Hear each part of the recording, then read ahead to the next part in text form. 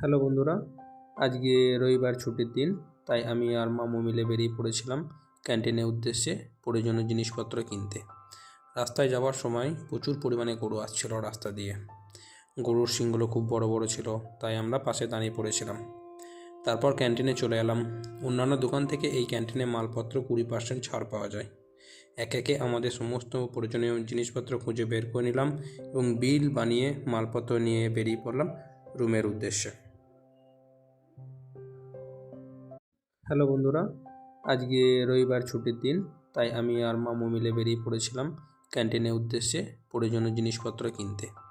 রাস্তায় যাওয়ার সময় প্রচুর পরিমাণে গরু আসছিল রাস্তা দিয়ে।